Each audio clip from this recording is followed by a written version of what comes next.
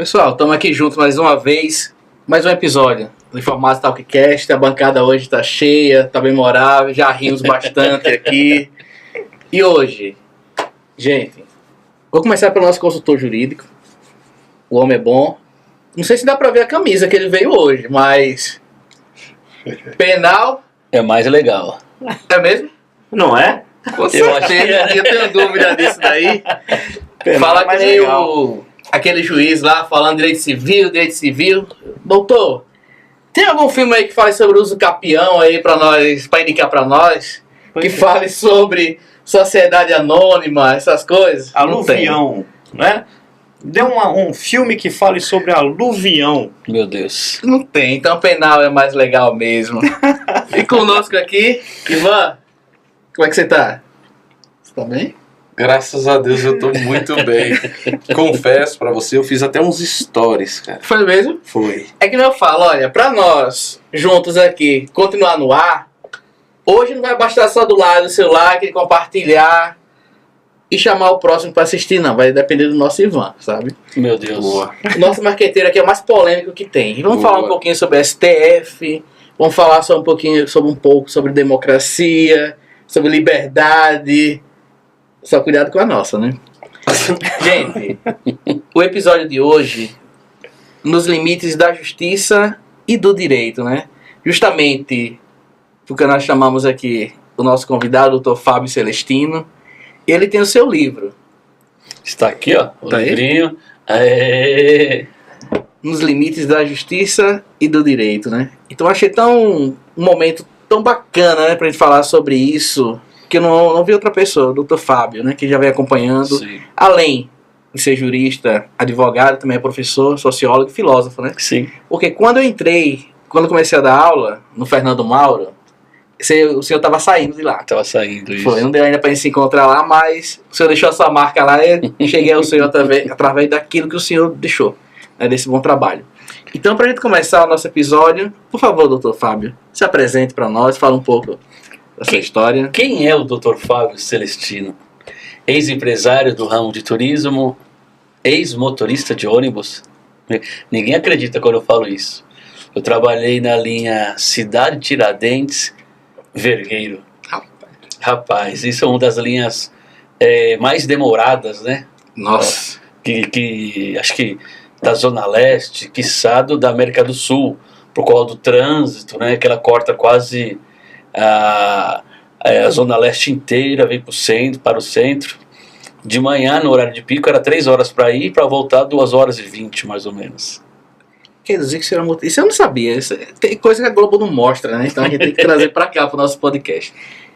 Já falaram do nosso professor Cleiton Peixer, doutor Cleiton. O senhor era o que mesmo? Eu era caminhoneiro. Já trocamos ideias aqui. A gente já estava conversando sobre isso um pouquinho. Eu não sei se é verdade, né? Dizem que ele foi casado, acho que umas 6, 7 vezes. Caminhoneiro caminhoneiro, né? Cada estado é uma família, não sei. Viajei pouco. Doutor, mas primeiramente só agradecer o senhor ter vindo, aceitar o nosso convite para estar aqui conosco e vamos bater um papo bacana, né? Não Bora só lá. sobre o seu livro, né? Mas também sobre um pouquinho dessa dinâmica de como o senhor chegou a ser advogado, passou pela educação como professor. E antes de a gente começar, essa pergunta não é bem minha, mas por que escrever? Por que escrever? Por que escrever? Que pergunta difícil, né? Primeiro, eu sou um advogado. Eu acho que o advogado precisa escrever bem, né? A minha esposa, ela é professora de língua portuguesa. Já tem um outro quê aí, né? Por quê? A minha filha escreve muito bem também. Desde pequenininha ela sempre escreveu bem. E é uma forma de você tocar as pessoas. Quando você escreve, você coloca o sentimento, você coloca o amor, e você coloca aquilo que você acredita, não tem como não dar certo. E é uma forma de você atingir também os jovens, né? Não adianta você vir com, minha opinião, com um livro extremamente técnico, que é realmente necessário para quem está ingressando em qualquer profissão. esse aluno, este jovem, ele vai desistir. Ah, isso vai, porque Ele vai desistir. quando eu tinha aula de Direito Constitucional, eu falo por experiência própria, foi com o doutor Arthur, né? O professor Arthur. Ele tem uns livros lá bacana, do Gilmar Mendes, ele sempre indica, do Alexandre de Moraes, do José Afonso da Silva, mas hoje é o Pedro Lenza. Sim. Que a gente quer uma linguagem que chegue a nós, jovens, não seja tão catedrático e engessado naquilo ali, né? E pelo que eu acompanhei, até encomendei o livro já, pelo que eu acompanhei, pelo resumo, eu vi uma dinâmica muito bacana, professor Cleiton, sabe? Para nós poder debater um pouquinho sobre isso. O Brasil está vivendo uma polaridade aí, sabe? É uns valores que tá muito diferente. O direito, quer dizer, é muito direito sem ter direito e achando que tem direito. É quase uma incógnita ali, né? Pra gente tratar um pouco sobre isso, né? Então, durante o nosso episódio hoje, vamos tratar bastante sobre essas coisas, né, Ivan? Sim, com certeza. Eu já queria iniciar já perguntando pro Dr. Fábio, né? Conte-nos um pouco da sua história, dessa sua trajetória acadêmica, né? E o que te motivou a seguir nessa carreira do direito? Então, vamos lá. E aí, como eu falei no início, era motorista, tive empresa, falei, quebrei, perdi família, tá por eles motivos, né? E aí eu comecei a trabalhar para os meus concorrentes de turismo. E aí eu intercalei turismo e linha urbana aqui dentro da cidade de São Paulo. E esse mesmo proprietário, ele tinha empresa de turismo também. Então, de segunda a sexta eu trabalhava na linha urbana, ponto em ponto, pega, desce.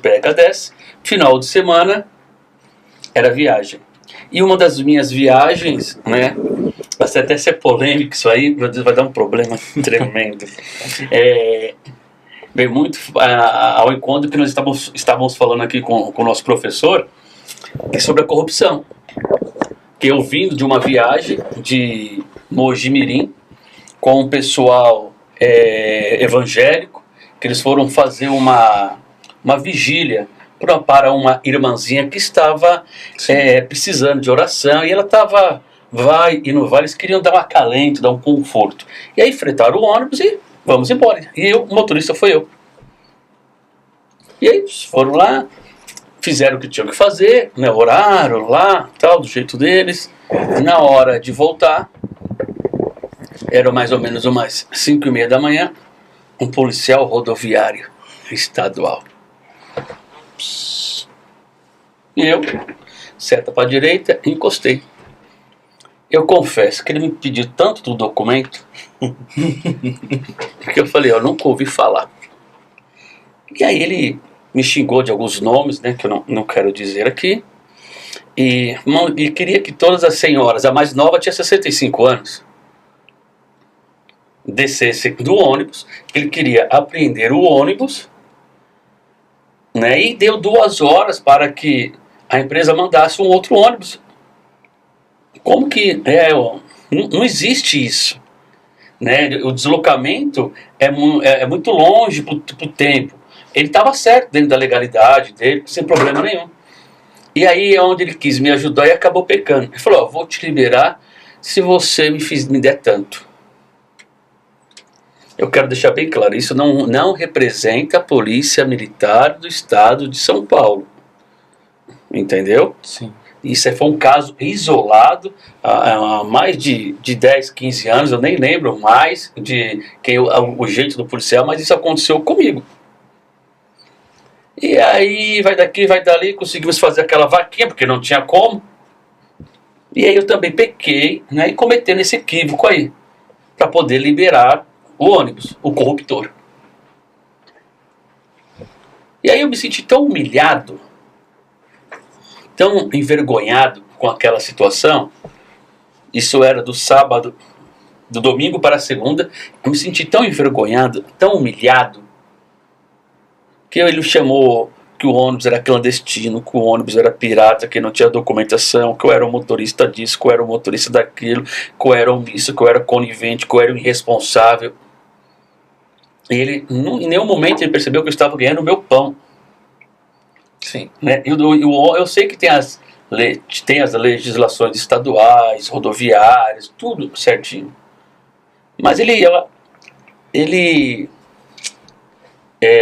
como que eu posso dizer aqui, carregou muito as palavras, quando a gente coloca no papel, encheu muito a tinta no papel. Ele carregou o demais desnecessário. E aí, por coincidência, né, coisa do destino, aquilo me deu uma chama. Falei, não, eu vou estudar. Vou procurar ser alguém. E eu estava destruído, né? Vinha de uma separação, tinha perdido tudo, falido, quebrado, coisa mais horrível do mundo. E comecei a estudar. Será que eu posso falar o nome da universidade aqui? Pode. Pode Sim, falar? Pode. Eu comecei a estudar na Universidade Camilo Castelo Branco, conhecida como Unicastelo. Hoje, Universidade Brasil. Não, você não tem perfil de advogado, você não tem perfil disso, lá tá fechando, lá tá não sei o quê, e a faculdade tá em pé até hoje. Né? Foi em que ano? Desculpa. 2000 me formei em 2008. 2008. E aí o que eu fiz? Levei a documentação, fiz o vestibular, que era uma redação, consegui ser aprovado. E aí eu fui estudando. Confesso que o meu apelido na escola eram dois. Era Ceará e era motorista rodoviário interestadual do estado de São Paulo. Sabe por quê? Porque como eu dirigia ônibus, eu andava com vadimeco no painel. Então, como que eu estudava? Não tinha tempo, não tinha horário. Eu parava no ponto de ônibus, no farol, eu abria o vadimeco. Aí o farol abriu, os passageiros, motorista, abre o sinal. Aquela porquinha no elástico, né, pra bater no ferro. Cobrador avisando, abre o farol. E eles gritavam, aquela forma educada, motorista, dê o sinal, abriu o sinal. E eu era louco para pegar trânsito. Só não era bom pros passageiros. Não fale isso não. E aí era louco para pegar trânsito para poder ter um tempo de estudar, porque eu levantava 2h30 da manhã e ia dormir meia-noite. Café com coca, não recomendo para ninguém. Hoje eu tenho uma gastrite crônica, né, porque era para poder ficar acordado. Aí eu trabalhava de segunda a sexta no urbano. Porque se acordava cedo, Fábio, assim, para pegar os primeiros horários, para poder largar mais cedo, para poder tentar descansar um pouco, para ir para a faculdade e aguentar. Porque a faculdade de Direito, meu Deus, é para matar o peão. Né? Eu incentivo que os meus alunos estudem Direito, que eles vão prestar um vestibular para a universidade, para a faculdade de Direito. Eu sempre incentivo, porque o direito, principalmente o direito constitucional, né, deveria ser ensinado desde o início. Acho que desde a 4ª série. Pois é. Né, desde a 4ª série, para que o aluno comece a desenvolver e entender um pouco a dinâmica da Constituição Federal, né, dos seus deveres, dos seus direitos. É que até então eu não posso chegar no delegado e falar, doutor, não sabia que isso era crime, né? Isso aí não cola, né? De jeito nenhum. A gente precisa disso, sabe? Trazer o senhor que falou. Eu falei ontem para a coordenadora de educação de da escola que eu dou aula, isso daí. Porque se a gente não libertar a mente desses jovens aí que tá aí, não vai ter um futuro brilhante para eles. Sim. Entendeu? Não acho que vou falar assim, mas houve aproveitar esse espaço, que sou de uma cidade pequena, do interior de Alagoas, Porto Real do Colégio. Porto Real. E lá tem 2 escolas do estado, que é o Firmo de Castro e o Santa Bulhões. As 2 escolas que tem lá. Ou você passa por uma ou passa por outra. É a única opção que a gente tem para poder almejar uma faculdade federal. E hoje, no meu Instagram, mandaram várias mensagens, sabe, Ivan? Olha, você foi aluno daqui, dá um jeito aí, que estão querendo fechar a escola aqui e tal. Cara, quando eu vejo isso, até eu falo queria até que chegasse no governador, no Paulo Dantas. Porque é aquela situação. É uma cidade pequena, de pessoas que vivem no meio rural ali, vivem da pesca, poucos funcionários públicos ali, e a saída que tem para aqueles jovens que às vezes vêm dos interior lá longe, sabe? Sim. Atravessar cercado mesmo para chegar lá. É 2 escolas que a gente tem na cidade do estado. Santa Bulhões e Firmo de Castro. Se agora fecha o Firmo de Castro, tem uma escola, e não é escola grande não, cada uma tem, não sei quantas salas tem hoje lá no Firmo de Castro, mas quando eu estudava era só 5 salas. E o Santa Bulhões, onde eu terminei o ensino médio, era 4 salas que tinha. Deve ter aumentado pouquíssima coisa, Pouca porque coisa. Infelizmente o Brasil não tem um foco mesmo, né? Não tem um programa de política pública voltado realmente para a educação. Você me desculpa, né? Não, tranquilo. Não, mas só para dar esse desabafo aí, né? Paulo Dantas, Renan Calheiros, o Renan Filho, que hoje é ministro dos Transportes do governo Lula. Então, vamos olhar um pouquinho para o interior de Alagoas, olhar um pouquinho para lá.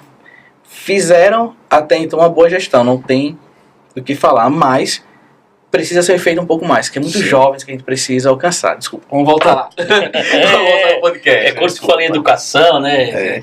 Aqui rodeado de professores aí, a gente acaba desabafando um pouco, né? Precisa, né? Professor, o Jordel havia perguntado, né, a respeito da... Por que, né, escritor? Eu queria fazer outra pergunta em cima, em cima desse raciocínio aí. No que o senhor se baseou, né? Qual foi a sua inspiração para criar esse livro com esse título fabuloso, né? A Justiça e o Direito. Vamos lá, eu defendo aí que a justiça ela deve ser social, não só retributiva. O senhor podia dar um exemplo para a gente como que seria a justiça social? A justiça social é você analisar o caso. A pessoa cometeu vários delitos. Por que ela cometeu vários delitos? Qual o meio que ela está inserida? O que levou ela a cometer vários delitos? É um problema social? É um problema familiar? É um problema psicossocial? Não sei. Porque fica muito fácil. Cometer um ato ilícito, pena, reclusão, pena, reclusão. Detenção, pena, reclusão. Pena. Fica só nisso. Nós devemos devolver para a sociedade essas pessoas que cometeram um ato ilícito, mas devolver de uma forma humanizada. Muito se fala assim, pegar o gancho agora do final do ano, não, a saidinha vai aumentar a criminalidade. Claro que vai aumentar, sabe por quê? Porque o fluxo de dinheiro circulando é muito maior. A quantidade de pessoas comprando, vendendo e fazendo transações é muito maior. E não quer dizer, né, professor, que seja aqueles que estão de saidinha que estão cometendo o delito, o aumento significativo da criminalidade. Porque ela vai ocorrer de qualquer maneira. Se ela vai ocorrer de qualquer maneira. E vai aumentar se não tiver saidinha. Sim. E mesmo assim, que nós possamos pegar um ou outro que saia cometendo um ato ilícito. Tudo bem? Analise só isso aí.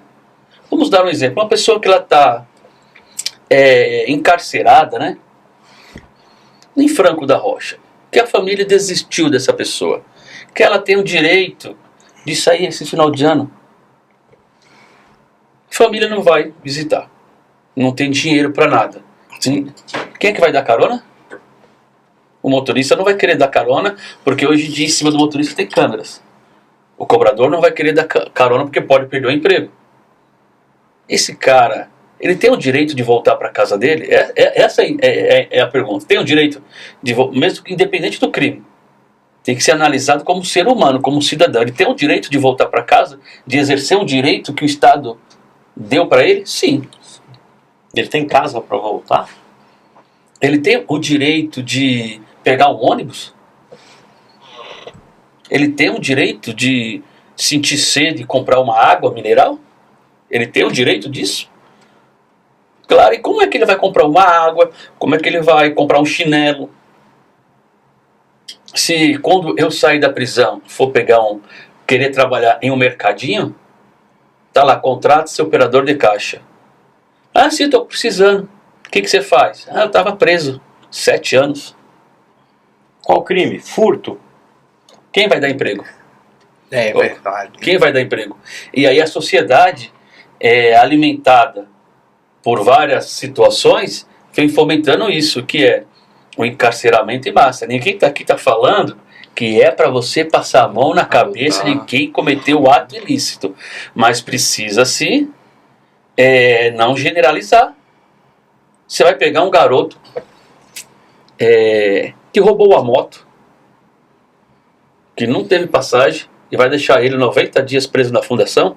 Você acha mesmo que vai recuperar ele? Eu acho que esse que tem que ser o pensamento. Eu não estou falando que ele não tem que pagar, que os pais não têm que ser responsabilizados. Porque um pai que sabe que tem um filho menor, quando eu falo pai, eu ensino o contexto família, né? Que sabe que o filho é menor, que o filho não tem dinheiro, deixa ele guardar uma moto falando que é de um colega, pelo amor de Deus. Eu acho que essa família tem muito mais culpa que o próprio garoto. Isso é verdade. Conivência. Né? E a desculpa é não, ele vai trabalhar entregando pizza final de semana. Tudo bem. Vai cometer outro crime, outro ato ilícito, outra imprudência. Menor de idade, sem moto sem documento.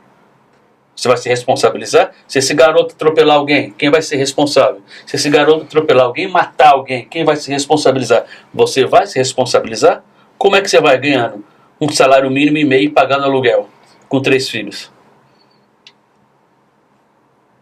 Então você acaba jogando, o sistema acaba empurrando os menores para isso. E os menores, eles estão em formação, gente. Ninguém nunca se parou para perguntar: por que o menor vai com a faca para a escola? Qual o sentido disso? Vai armado com uma arma, por que ele vai? É só a questão do bullying? É para se defender? Aonde é que ele arrumou isso aí? Hoje, até uma crítica para os próprios professores. Professores, coordenadores e diretores. Que a escola hoje não é mais uma instituição de ensino bancário. Não é mais. A instituição escola, além de ser um local de transferência de conhecimento, né, é de mediação de conflitos. De integração, né, com a família. Com a família. É onde até de um fator espiritual. Porque se você tem uma pessoa que segue uma doutrina cristã, o evangélico, ele segue mesmo, se ele vê um garoto fazendo alguma coisa errada, ele vai reprimir de uma forma diferente. O católico, a mesma coisa. O cara que segue uma religião de matriz africana também vai orientá-lo de uma forma diferente. E também tem um acolhimento espiritual, sem falar de sistema de religião, nada disso. Só que lá em cima não vê dessa forma. Não vê dessa forma. Os nossos jovens estão em formação. Nós estamos criando que tipo de jovens? Nós temos que criar jovens pensantes. Eu tenho um aluno, agora que eu estava na cidade de Tiradentes, lá no Mariúma, Balzan.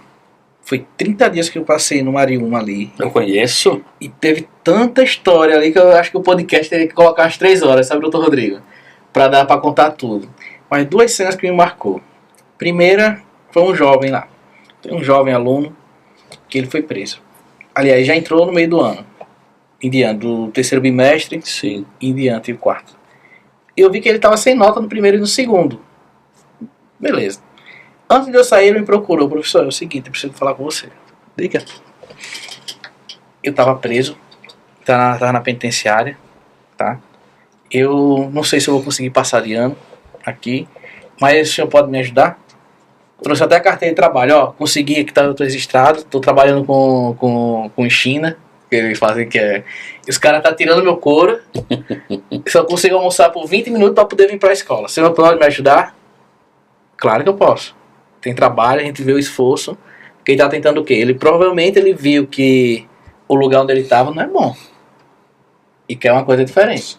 Quando a gente encontra esses casos, a gente vê, poxa, é por isso que eu tô na educação. E lugares assim. E o segundo essa foi que me marcou ali. Foi um jovem de um 3º ano que cometeu suicídio. Ele pegou a arma do pai, suicidou e tal. Foi bem chocante lá, quando a gente chegou na escola e soube a notícia lá, né? Só que eu vi que naquele momento a escola não acolheu como deveria. Porque eu confesso que eu não consegui dar aula. A escola queria que desse dar aula, eu não consegui. Subi lá para a sala para dar aula. Cheguei na sala, pessoal, boa noite. Eu comecei a chorar copiosamente. que não tinha clima para você conseguir lecionar. E a escola me falou uma coisa. Depois de um tempo aí, veio lá quando vira o mês, né? Falou, professor, você está com a falta injustificada. Mas por quê? Porque você não deu aula. Mas como foi que eu faltei que eu não dei aula? Aí, não, quando o jovem veio aqui e quando o jovem lá cometeu suicídio, lá tal, o senhor não deu aula. Eu disse, não, mas eu não tinha clima realmente para dar aula. Os professores saíram chorando, os alunos saíram chorando, todo mundo fez aquela comoção. E a frase que eu ouvi, professor que não dá aula é falta. Mas a mensagem que eu passei ali para o jovem foi o seguinte, a vida de vocês importa. Aqui não é uma empresa, sabe, Ivan? Sim. Professor Cleiton. Aqui não é um número que é descartado, foi lá, cometeu suicídio e foi embora. Entra outro. Vida que segue. Ou a gente mostra para os jovens, principalmente da periferia, que a vida deles importa, estamos lá para tentar mudar, para eles terem acesso a uma USP, a uma Unicamp. A missão do professor a missão do professor é essa. Sim. Ou a gente abre porta, ou a gente vai levar eles para um lugar diferente. Porque toda profissão. Ah, mas o médico salva a vida. Realmente, o médico salva a vida. Mas o advogado também salva a vida. O professor salva a vida. Todas as profissões são importantes naquela conjuntura ali. E o senhor já passou por algo parecido assim? Já. Sua história? O que me levou muito para a educação foi... nós fazíamos um trabalho de tribunal do júri, viu, professor? Numa escola estadual chamada Fernando Pessoa. Lá também, né? Isso, lá também. E também numa escola que trocou de nome, que era Inácio Monteiro 3, tá? E agora chama-se Escola Paulo Rolim. Escola de período integral, as duas, Fernando Pessoa e a Paulo Rolim. E aí nesse Fernando Pessoa, aconteceu assim, que nós iríamos pegar alguns alunos, íamos levá-los para assistir uma reunião de comissões, na qual eu estava como presidente da Comissão dos Direitos Humanos da Subseção de Itaquera, e nós juntamos essas duas escolas. E fizemos uma vaquinha com os parceiros, tudo, e conseguimos o transporte para esses ônibus, para esses alunos. E aí um ônibus pegou uma galera, pegou outro e levou eles para a Subseção de Itaquera. E aí quando eles desceram, teve um que me chamou a atenção. Ele ficou olhando assim, e ele ficou olhando. Aí eu falei, o que foi, meu patrão? Vamos entrar aí. Ele, professor, eu não era professor ainda. Ele falou, professor, eu tô aqui admirado. Eu falei, por quê? Olha só, porque eu, preto, da periferia, da cidade de Tiradentes, um ônibus foi me buscar para participar de uma reunião para falar de direitos humanos e ainda não paguei nada e entrei pelo portão da frente. Nossa, isso me matou. Isso aí, eu fico até um pouco emocionado, porque eu babo os meus alunos. Eu falo para eles, se eu conseguir, vocês conseguem.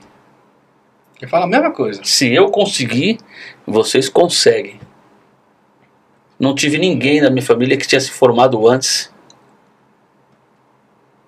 Meus pais faleceram, um tinha 17 anos, o outro tinha 18, 19. Não tive a presença paterna. Os vizinhos, quando me encontram lá no Parque Boa Esperança, em São Mateus, eles falam o seguinte, parabéns, vocês conseguiram vencer. Porque no meio de tanta coisa que acontece, né, de tanta situação que nós vivemos, hoje eu sou professor, advogado e agora escritor. Melhor coisa que tem. Que benção. A gente fica muito feliz e eu passo para os meus também que o sucesso deles é o meu. Sim. Né? Se eles prosperarem é porque a gente fez alguma coisa certa, né, para contribuir com aquilo. Então a gente fica muito feliz. Sim, eu mesmo, eu babo os meus alunos, a minha filha, a Rayane, ela fica até brava. Tudo é seus alunos, tudo é seus alunos. Eu tenho alguns que não valem muito a pena, sabe?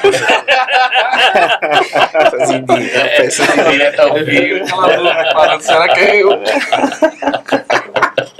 E até aqueles que a gente fica meio emburrado e tal. né, eu procuro entender que é o jeito deles, que eles estão em formação, né, que o adulto da relação somos nós. Infelizmente essa frase dói? Claro que dói. O adulto da relação somos nós.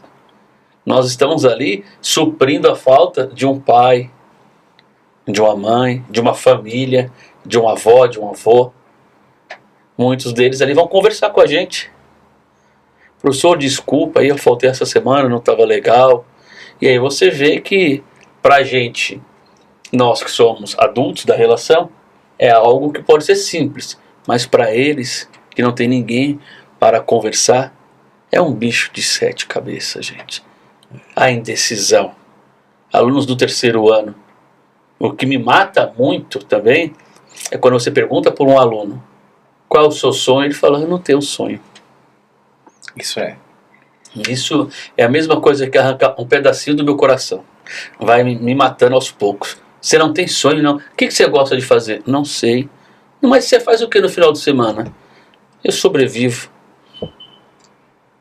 Porque, embora eu ter vindo da família humilde, nunca me faltou nada. Graças a Deus, nunca me faltou nada. Mas eu tenho um amigo no 3º ano do ensino médio. Não tenho mais contato com ele, mas a decisão dele foi o seguinte.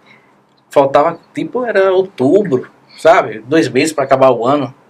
Ele falou, eu vou sair da escola. Por quê? Começou a safra para cortar cana. Ele saiu, teve que desistir para poder trabalhar. A gente vê tanto sonho que para no meio do caminho, sabe? Nessa trajetória, ali me despertou. Para ser um pouquinho mais grato. Então a decisão, a gente vai ter que estudar. Porque não tem como vencer essas barreiras, né? Doutor Fábio, antes da gente entrar naquelas perguntas polêmicas, Meu sabe? Deus, meu Deus. A gente vai... Dessa vez vai sair do ar o podcast, vai cair, viu? Por isso que a gente tá enrolando aqui, sabe? Puxando Mas não assunto. tem pra onde correr. Vai cair, mas Uma dessa hora vez vai tem que vir. A gente tá com uma lembrancinha aqui, pronto, só que pronto. antes da gente entrar nessa lembrança... Agora, Dá pra Quer me ver dá pra chorar? contar isso, não é isso, professor. Dá pra Vai cair cortar o essa podcast. parte? Vai cair? Vai Cair, meu Deus. Eu peço que Ué. a câmera 2 foque bem na cara do professor Cleiton. Uma lembrancinha, meu professor. Da gente aqui, Deus. né, em nome do Informados Podcast, Talkcast. Parabéns, professor. Senhor. Parabéns. O Cleiton ele não ganhou, não? E ele Professor, foi o primeiro. A gente não sabia se ia dar certo, sabe? Não sabia se ia dar certo? Eu vou correr foi agora. o primeiro. Eu fui o primeiro. Né? Vou marcar aqui, ó. Mas nem depois. Nem depois. Nem depois. Eu não tenho uma caneca do Informados Talkcast, professor. O senhor acredita? Vai Meu ter, Deus, calma. vai chegar a hora. Vai chegar a hora. Eles estão fazendo Vai surpresa. chegar a hora, quando tiver alguém substituindo a banca, sabe? Hoje a divisão de água, isso é hoje. Se a gente continuar, Pois é. vai ter coisa boa. Deixa eu dar um recado pros meus alunos. Só um pode dar 10. Mas Jovem, pega a visão, hein? Olha onde o professor de vocês está. Pega a visão, mano. Se eu dar lá na ETEC, É Tec de Sapopemba. eita. Extensão Céu Sapopemba também.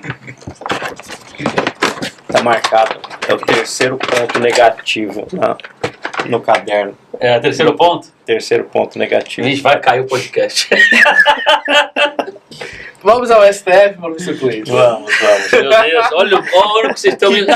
Vai sair caro isso, viu? Pode É devolver ainda? Claro que vai sair caro. Professor Fábio, tema do seu livro, né? Nos limites da justiça e do direito.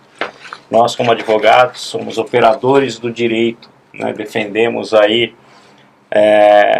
os nossos patrocinados, né? Defendendo seus interesses, e às Sim. vezes estamos numa posição contrária na mesa, não somos inimigos, somos adversários naquele momento,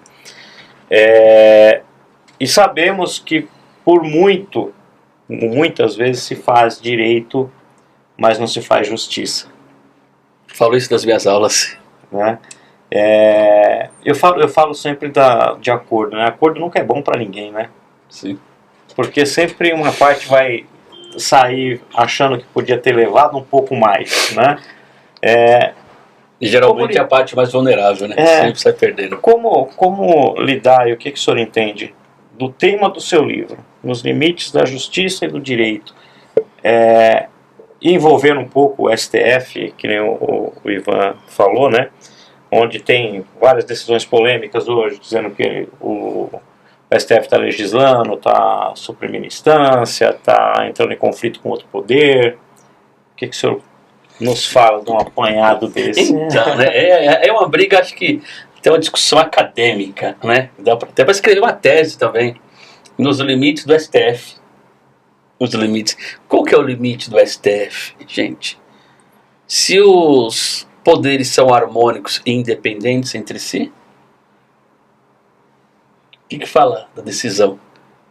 Dessa organização, da deliberação, da liberação, da autorização do porte, da posse, né, de 40 gramas. 40 gramas de maconha, né? Decisão do STF agora que Sim. recentemente tem essa polêmica maior, né? De dizer que o STF está legislando porque está passando por cima da legislação, que não existe regulamentação na lei. Mas aí eu até falo isso às vezes em sala de aula com relação ao crime, né? Você pega muitas comunidades, por exemplo, no Rio de Janeiro, que é muito comum, onde o Estado não está, onde o Estado se faz ausente, né, abre a porta para o poder paralelo. Não estou dizendo poder paralelo aqui com relação ao STF, mas com uma analogia. Né? Então, quer dizer, onde o Estado não está presente, está lá o miliciano, está lá o traficante, está lá as organizações criminosas, né? E no Rio de Janeiro, muito comum você ver que as pessoas idolatram, inclusive alguns membros de facção, porque eles suprem a necessidade da comunidade onde o Estado não se faz presente. Não se faz presente. Né? Então, é isso que eu gostaria de extrair, né, de uma pessoa tão rica de conhecimento como o senhor. Onde o Estado não está presente, onde o Legislativo não está presente, vem o STF, toma uma decisão. Isso é invasão ao poder ali do... Sim, na minha humilde opinião, né? Se a tua fica até meio sem jeito de falar, né? Ao lado do mestre aqui. Para mim, o STF ele poderia sugerir, dentro das limitações dele.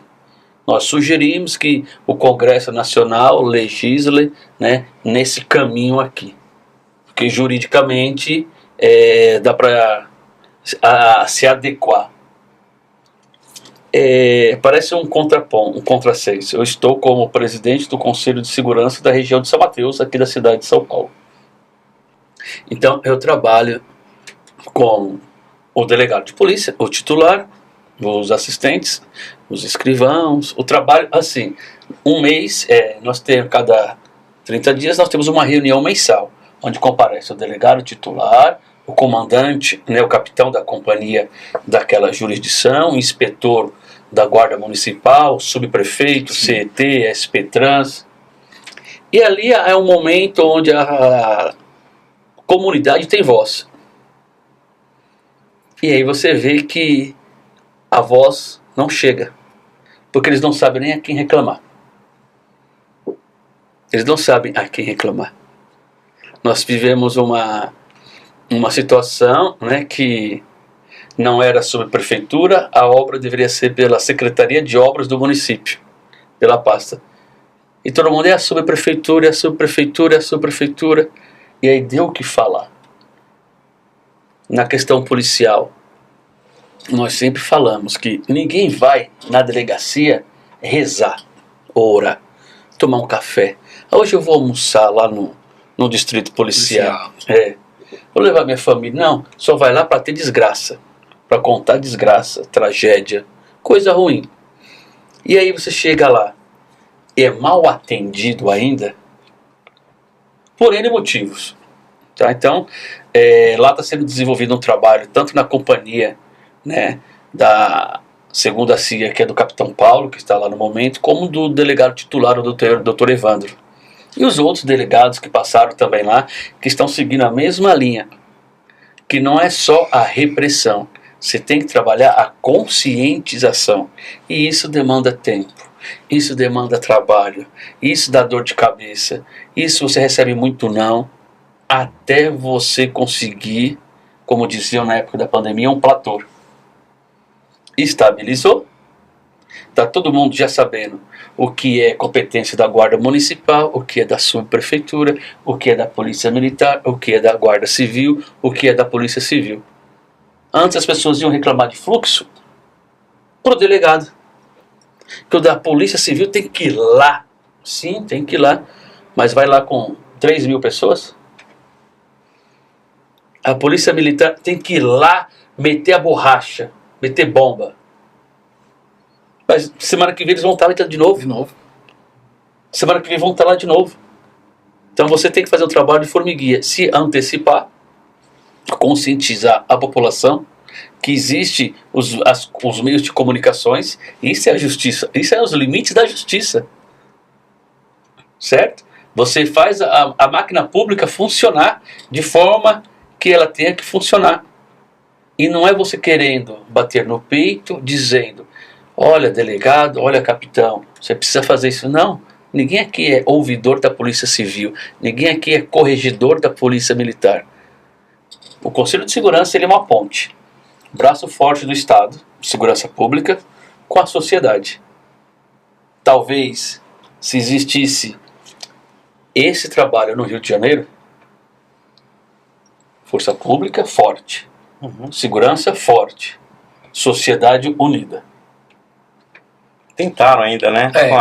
Com as UPAs, né? Sim, com as UPP, né? UPP.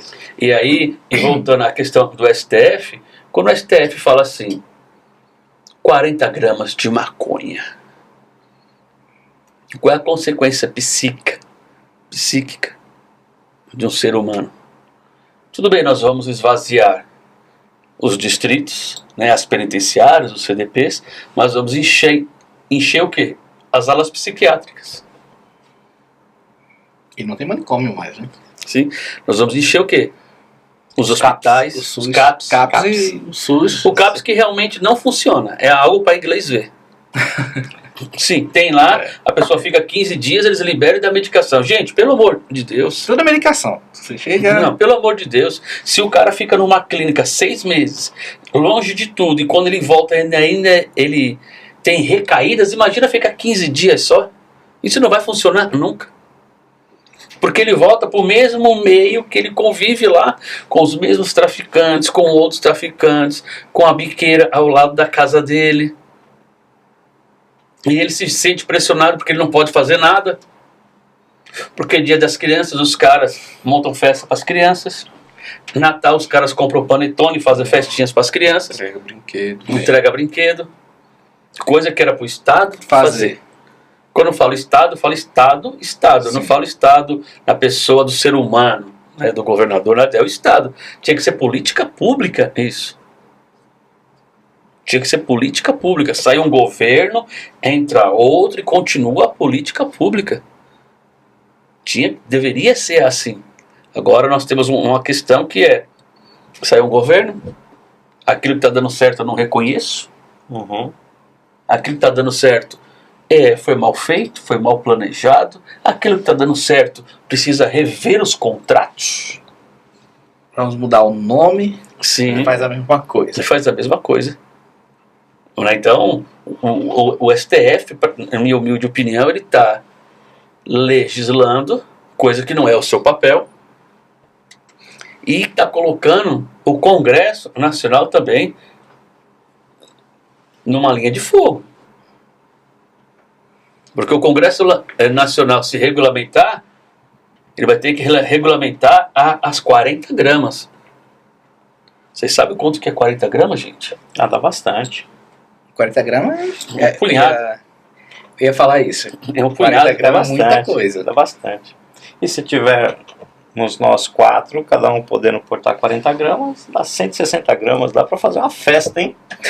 Eu posso pegar um avião com 40 gramas de maconha no bolso? Pois é. Tô falando coisas simples, do cotidiano.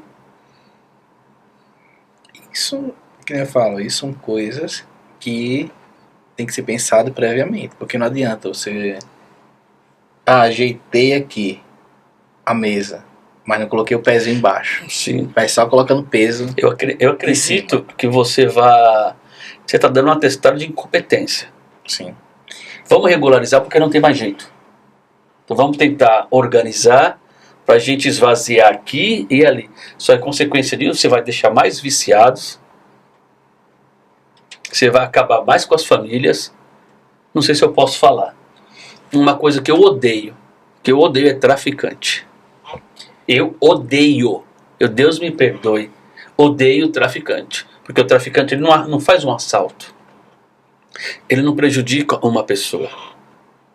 Ele acaba com uma família. Ele acaba com uma rua. Ele acaba com um bairro. Sabe? Ele acaba com tudo, gente. Com gerações. Não sei se você conhece a desembargadora aqui de São Paulo, a Ivana David. Não.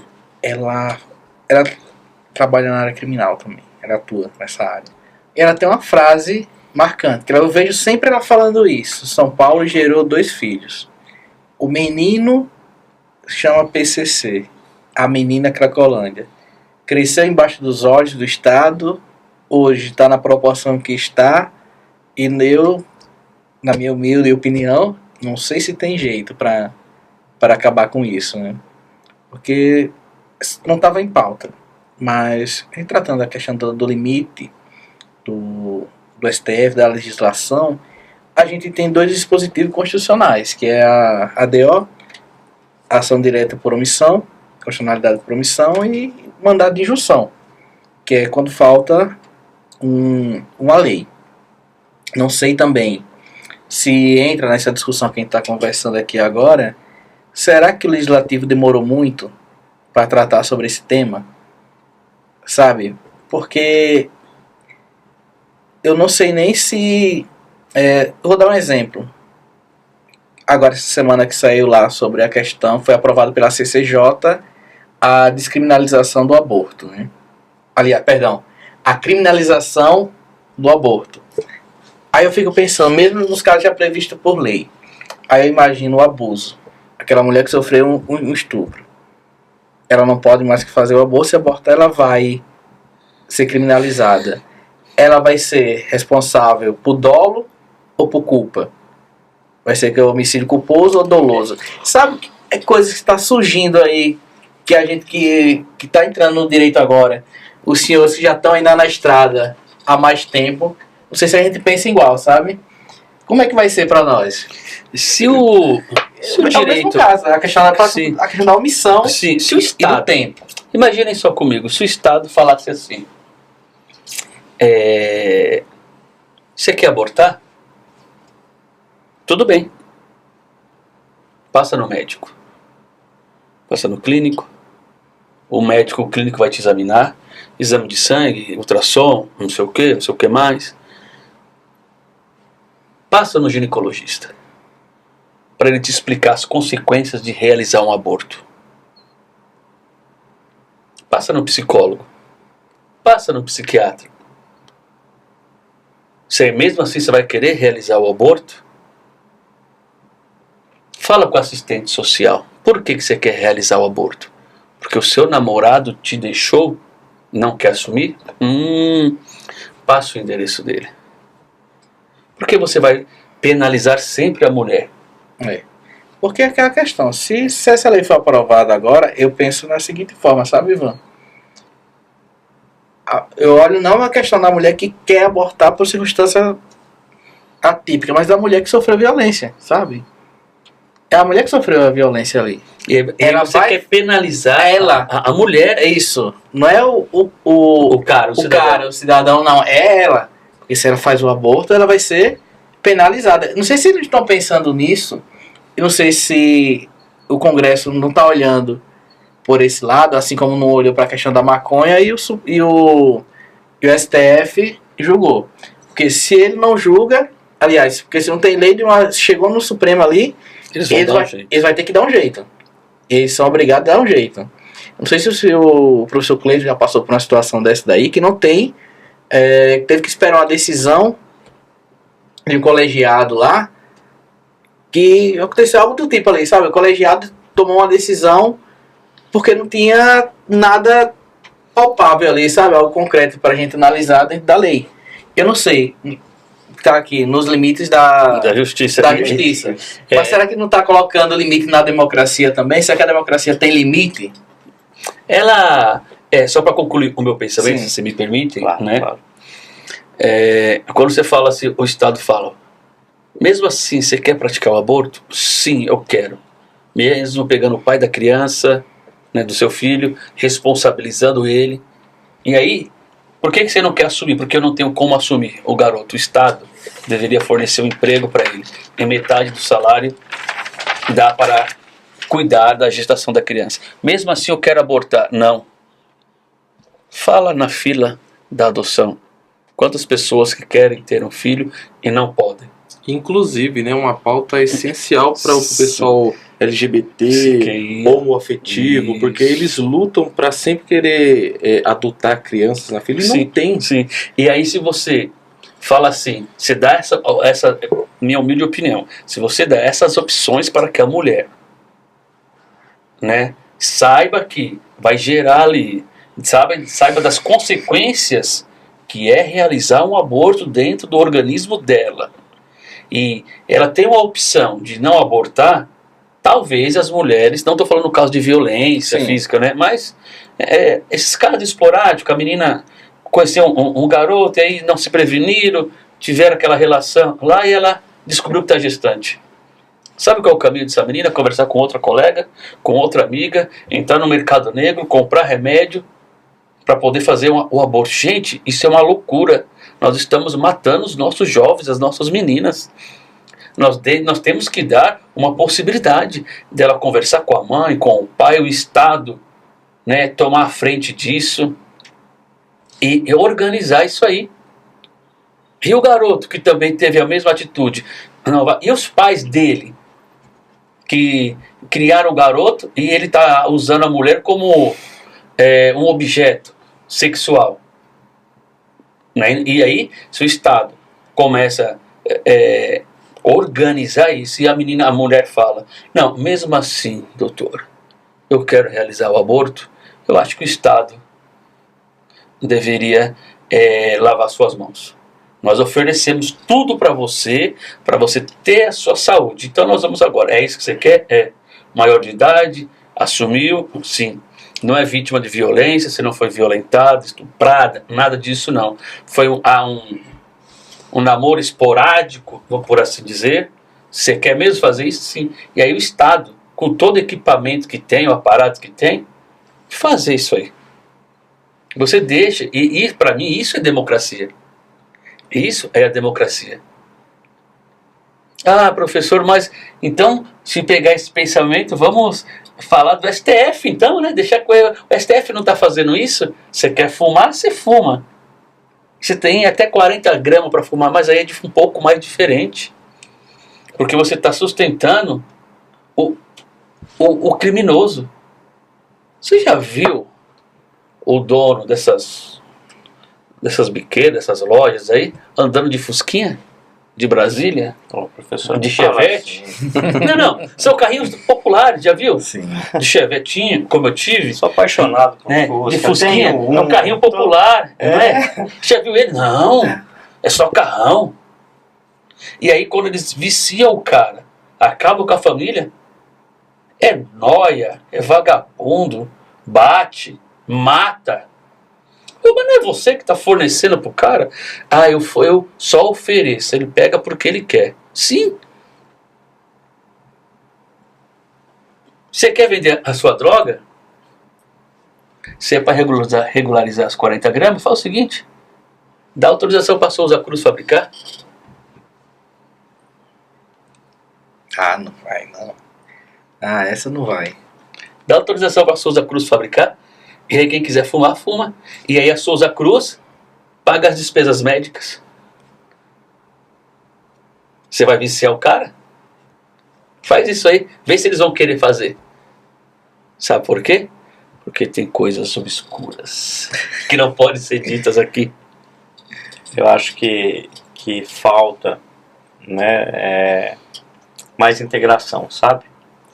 Porque A tripartição dos poderes já vem lá de Montesquieu, Sim. né, que diz que os poderes são independentes, E harmônicos, e uns fiscalizam os outros, né?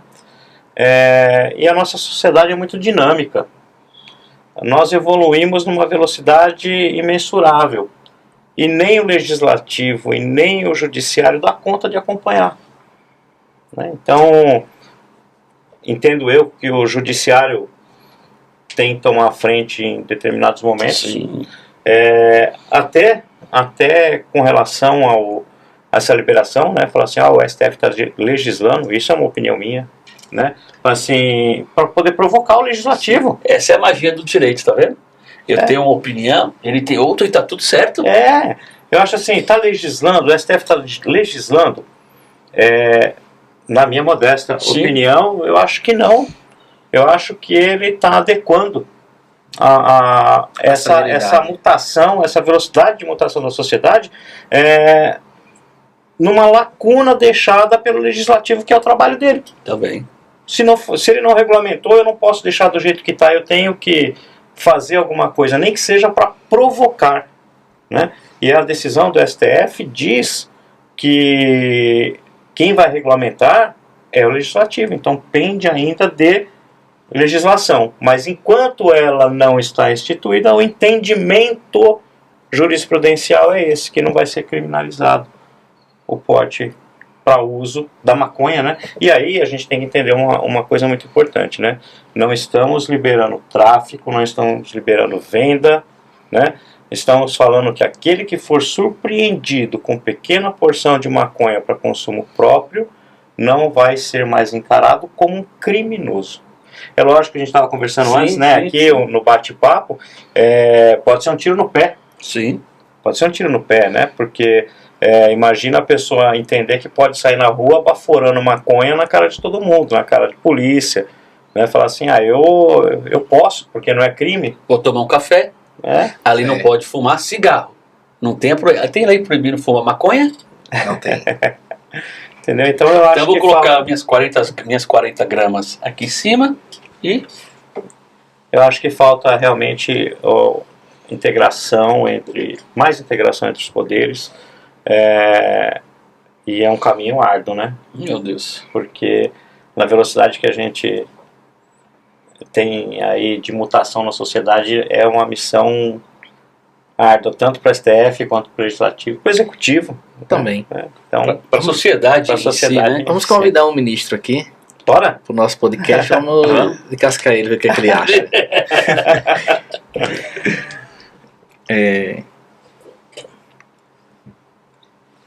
Vamos lá, sobre a nossa última etapa, a gente caminhando já para esse final. Né? E a gente não pode deixar de fazer algumas perguntas pro senhor. Essas perguntas são Rápidas. sabatina. Sabatina? Meu Deus. Deixa eu respirar. 1, 2, 3. Agora falei. Essa parte é deles, tá? É deles? Meu Deus. O script é deles, tá? É o famoso bate e volta, né? Bate e volta, vamos o lá. senhor responde rápido, né? A gente vai perguntar e o senhor responde. Doutor Fábio, um livro que te marcou a sua trajetória no direito ou na sua vida? Na minha vida, Você é Insubstituível, de Augusto Cury. Uma pessoa que o inspirou? 2, minha filha e minha esposa. Aí. Qual conselho o senhor daria para as próximas gerações de profissionais do direito? Estudem. Estudar é bom. E por último, um sonho que ainda não realizou. Conhecer as muralhas da China. Eita! Olha. Doutor Fábio, a gente tem agora boa indicação. Eu gostei, por isso sempre eu gosto. Tem um dele, Holocausto Nunca Mais. Eu gosto só desse livro. Mas o que é que você espera pro direito em 2024? 25. Mais Que confusão. já tá saindo agora, 2024 para Mais 2025. confusão. Porque nós vamos ter agora... estamos entrando numa leva de juristas, né? Que eles são o conflito da geração. Aqui nós somos 70, 80, alguma coisa desse tipo. E aí 90, 2000, né? Vamos colocar aí 2020, 2001. Já vai entrar agora. 2002, já vai entrar agora.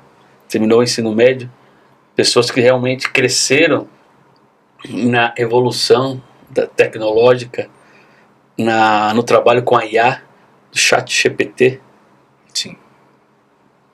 Né? E onde os alunos já não queriam ler, e aí o professor Fábio vem e lança um livro, Nos Limites do Direito e da Justiça, gente. Onde os alunos não querem ler, mas eles vão ler, porque é extremamente pedagógico, né? Sem desmerecer o direito, sem desmerecer a justiça, mas para realmente abraçar esses alunos, essas pessoas que querem adquirir um pouco mais de conhecimento. E aí é muita briga, porque vai entrar uma leva, né, de nativos tecnológicos, com conflito de gerações, além de termos conflito de geração em sala de aula, vai ser agora nos escritórios. Porque o doutor tem um pensamento para tocar o seu escritório. E aí, contrata um advogado totalmente diferente. O advogado que não vai olhar mais para o seu rosto, ele vai ser quase um robô. Não, doutor, não, tem a procuração aqui. Procuração, tá aqui, pronto. Não sei o que. Não, mas não é assim, não. É assim, sim. Não, é assim, não é assim, é assim. E aí vem o conflito de geração saindo da sala de aula, invadindo os escritórios. Imaginem só os pensamentos, cara. Vai ser uma coisa de louco. Em 2030, então, nem se fala. Pois é. Vai sobrar pra nós, mano. Sempre sobra pro mais besta. A culpa é sempre de quem, doutor? Do estagiário. Ó, você estagiário, se a gente se unir, a gente domina o judiciário do Brasil. É o verdade. que é da justiça ser estagiário? É verdade. Imagina a gente com sindicato, ó, sindicato dos estagiários. Fala logo, mas vai montar o sindicato dos estagiários. Eu não quero estagiário trabalhando comigo. Agora chegou ao nosso fim. Nossa, infelizmente. Eu gostaria de dar um recado e primeiramente agradecer o professor Fábio aqui, Celestino. O direito é muito bacana, né, professor? Sim. É muito bom a gente discutir direito, é muito bom a gente conversar. E foi que nem o professor Fábio falou, às vezes um pensamento diferente não quer dizer que nós estamos olhando para o mesmo texto legal, né? E não possamos aí discutir e chegar a conclusões até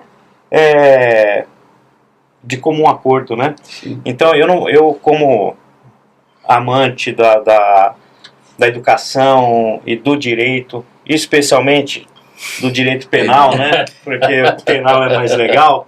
Eu vou aproveitar e fazer um gancho aqui, né? De um projeto novo, né? Encabeçado de certa forma por mim, mas com total apoio, total dedicação de outros colegas também. Eu sou professor numa instituição que chama Faculdade Monitor, né?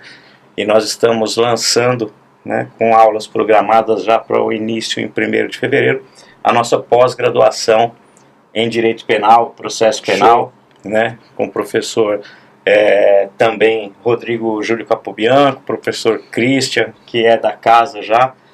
E para aqueles que tiverem a oportunidade e quiserem, né, acesse o site lá da faculdade e venha com a gente, venha discutir direito penal, direito processual penal, o que é democracia, um curso presencial que hoje está raríssimo de se encontrar, né, todos os sábados. Então será sábado penal, né? Sábado de crime, né? Eu super recomendo, viu? Eu super recomendo. Esses caras aí mandam bem demais, eu super recomendo. Obrigado, professor Fábio, pela presença. Foi uma grande honra dividir essa banca com o senhor. Espero que o senhor volte mais vezes aqui com a gente. Tamo junto. Tamo Logo junto, a gente tem um novo projeto também das lives pelo Instagram também. E vai ter convidados também, professor Fábio.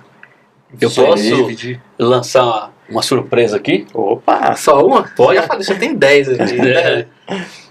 Dia 7 de dezembro, das 11h30 às 19h30, na cafeteria Havana, do Shopping Itaquera, eu estarei lá, lançando a minha segunda obra, Ordem, Justiça e Direito. Olha só que maravilha, meus parabéns. Meus parabéns, saiu em primeira mão, hein? E falaram que difícil é o primeiro. Quando lança o primeiro... Já tem uns 3, 4 na gaveta. Já tem.